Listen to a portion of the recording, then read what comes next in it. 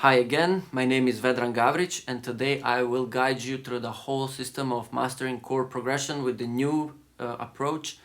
There's a geometry that is very clear to me at least, and I want to share how you can actually master the whole fretboard without even thinking where the chords are, without thinking even which chords go with the home chord.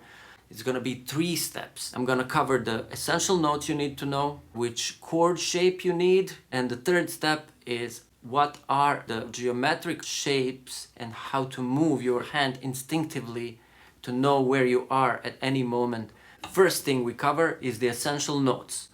Essential notes means you need to know which are the 6 open strings on the guitar, and the second one is to learn the 5th and the 6th strings, so those are the thickest ones. These are the essential, you need to focus on that to be able to apply the whole system, which will just use 2 shapes, E shape and A shape. Full bar chord is good for you to know when it goes to minor, when it goes to major, but for learning purposes of this system we can use the riff.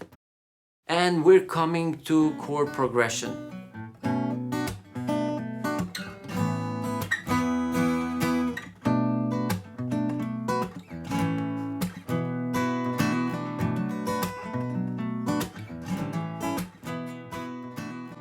I can immediately start by demonstrating the rectangle shape.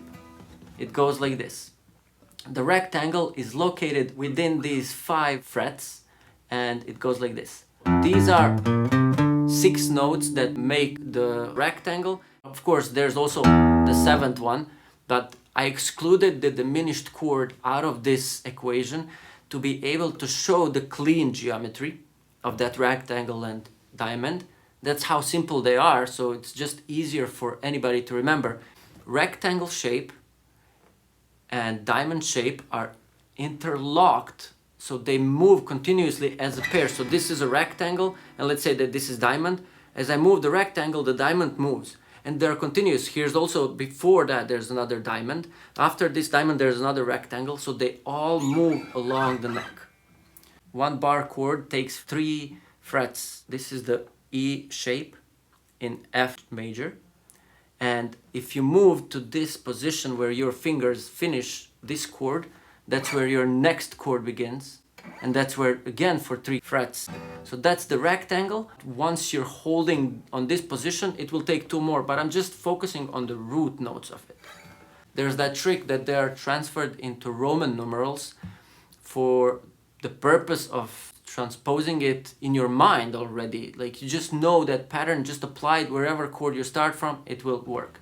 So this will be the 1st, 2nd, it's a minor, 3rd minor, 4th major, 5th major, and 6th minor. So it's major, minor, minor, major, major, minor. Let's say progression 1, 5, 6, 4. 1, 5, 6, 4. Now this is how we connected with the diamond shape. So we're still in the rectangle, and look at this. As I said, where the rectangle ends, diamond begins on the next fret here. Look at this. So now we are on the 4th of this progression. If we go to F, G, A, B flat, C, D, F, G, A, B flat, C, and D. So they are enclosing the diamond shape. 1st, 2nd, 3rd, 4th, 5, 6. There's one trick that's gonna really help you remember this. F and this D minor, they have this diagonal. Also, as here, F and D have diagonal. Diagonally furthest point in the shape from there. Now here. One good thing also to mention, really practical, is that if the root is on the E string that we're starting, 4, 5, and 6 will be on the A string, on the other one. Look.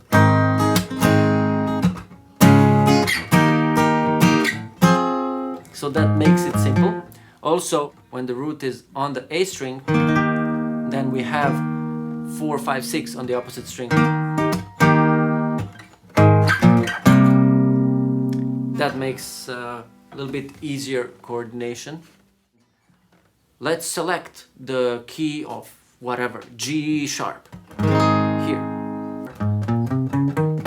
First, fifth, sixth, fourth. That's the most famous progression, and we can cover some of the songs to show how they fit into this. So let's say, every breath you take, riff, every move to sixth, then it goes to fourth.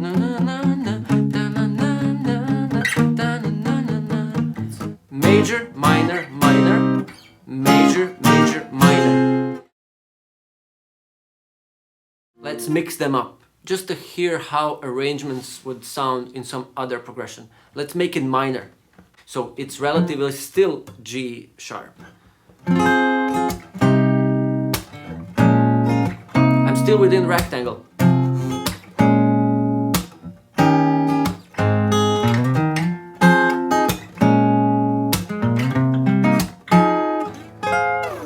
This also works on the chords that are beyond the nut. Like for example, if our root chord is A, and then you would see again, and then we wouldn't have D over there. Luckily we have D here on the open string, but also you can switch to the rectangle shape now, because look, if this is the rectangle shape beginning right after we finished the diamond, that means A is here. You can mix the shapes, and that's gonna be now my next subject.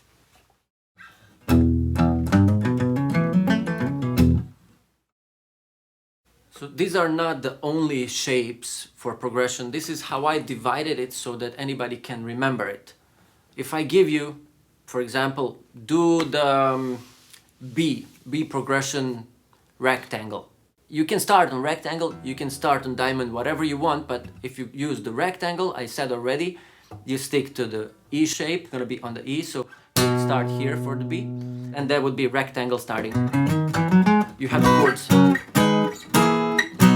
And then, here's the diamond. You know it starts here. You just know instinctively. So 5 frets here, and then on the 6th fret starts another diamond.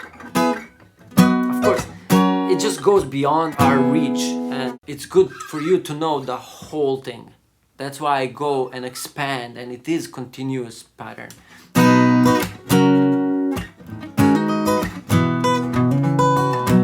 Then we know also, if we ended up here, we know that the rectangle finished here, it would be, so just 1 fret before that. Those are the root notes. So look.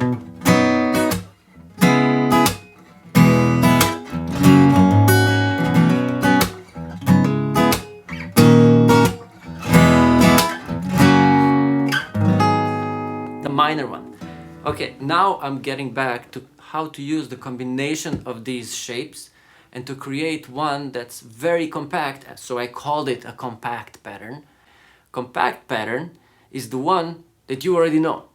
It's the one that everybody uses when they start playing the guitar. So look at this.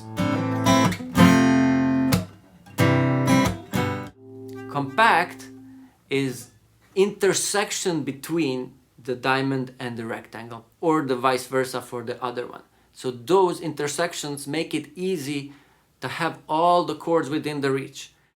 When we analyze this chord arrangement, we can see that all the chords from the popular progression 1, 5, 6, 4 are completely within this new box. This pattern occurs at the end of the rectangle and beginning of the diamond shape. Its root is on the A string and the relative chords are on the same string. The diagonal relation that we mentioned before does not apply here. All the chords of the key are conveniently close to each other, and the only one that we have to hop out of the box is the second. Luckily, it's located on the both sides of the new compact shape, and we can choose its position depending on which one is the closest one to our current position. In our case, like on this diagram, if we are on F, the closest G minor would be on the right. We even have our major home chord in the C shape within the frame of the compact rectangle. And C shape actually differentiates from the minor E shape by just one finger. Of course, you can still use the simpler A shape for your home chord. No matter which key you start with on the neck, this is always the correlation of relative minor and its major chord on the same string, especially useful in the compact pattern.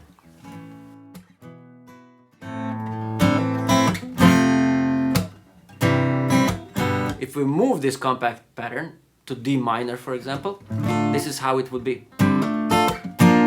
So this is the space that I'm using. To play F, I can use the C chord shape. So far we have been using only A and E shapes, and that's how the rectangle and diamond work. Look at this. And then you can do this also. The roots are still within. And the second compact pattern, we have to get back to that to explain it quickly.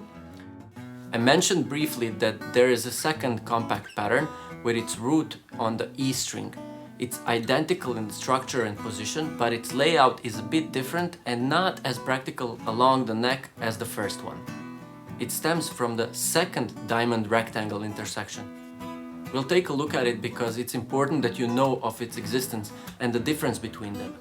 And if you tried some open chords, you already used this one. It's the E minor, G, D and C open chords. Same rules apply to it. If it's on the intersection, no diagonals on the root relative relation. The C shape is within the box for practicality. Except that this time we have to jump out of the box for the fifth instead of the second, which is also located on the both sides of this compact shape, and we can choose the position closer to our current one.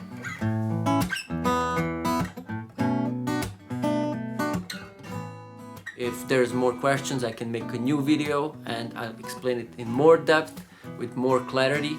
But this is just my first attempt to do it, and let me know what you think. Did you like it? What would you do differently? Does it even make sense? And I will get back to these comments and reply. If you find this lesson valuable, hit like and subscribe to my channel so you don't miss the next one.